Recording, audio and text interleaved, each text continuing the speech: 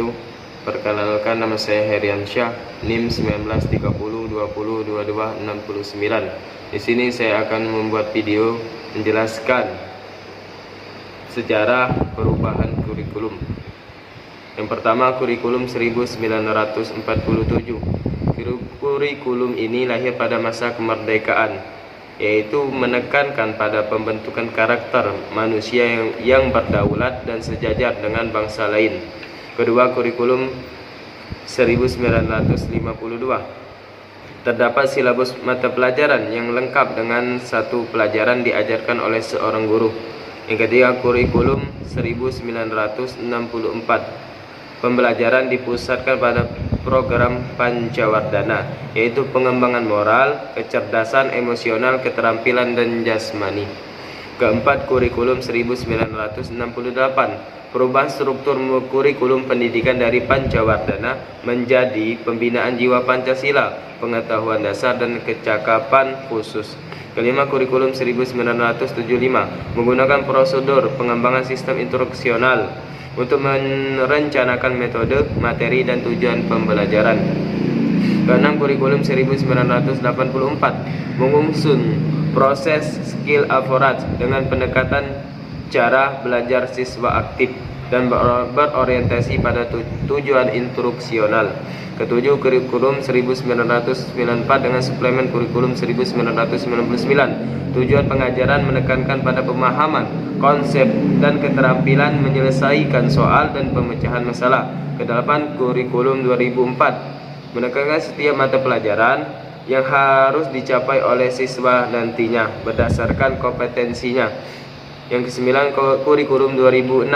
Departemen Pendidikan Nasional pada saat itu menetapkan kerangka dasar, standar kompetensi lulusan, dan standar kompetensi dan kompetensi dasar.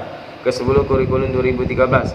Guru dituntut untuk mencari pengetahuan sebanyak-banyaknya karena pengembangan teknologi cepat membuat siswa lebih mudah dalam mendapatkan informasi. Yang kedua, fungsi dan ruang lingkup PAI di SMP dan di SMA. Yang pertama, fungsi pengembangan. Kurikulum PAI berupaya mengembangkan dan meningkatkan keimanan dan ketakwaan peserta didik kepada Allah SWT. Kedua, fungsi penyaluran, menyalurkan peserta didik yang mempunyai bakat-bakat khusus bidang keagamaan.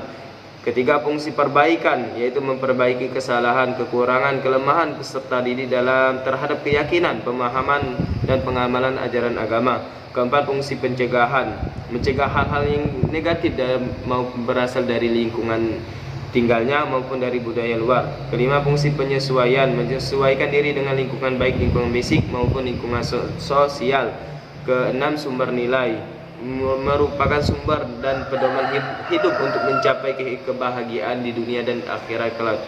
Ruang lingkup, yaitu untuk menghasilkan lulusan yang mempunyai kompetensi yang disebutkan dalam tujuan kurikulum PAI. Maka isi materi kurikulum PAI didasarkan dan dikembangkan dari ketentuan yang ada di dalam dua sumber pokok, yaitu Al-Quran dan As-Sunnah Nabi Muhammad SAW. Tujuan pembelajaran PAI di SMP dan SMA. Yang pertama, siswa diharapkan mampu membaca Al-Quran, menulis, memahami ayat Al-Quran, serta mampu mengimplementasikan di dalam kehidupan sehari-hari.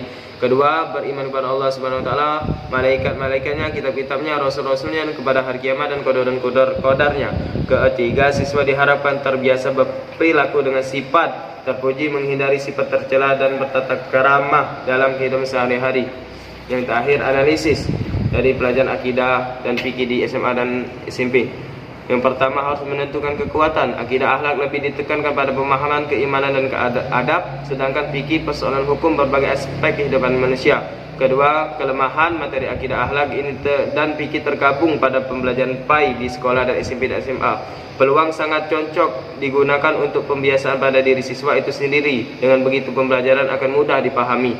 Yang terakhir, tantangan. Tantangan sini ialah pada masalah waktu, karena materi akidah akhlak dan fikih SMP dan SMA tergabung pada mata pelajaran PAI. Mungkin itu saja dari saya. Assalamualaikum warahmatullahi wabarakatuh.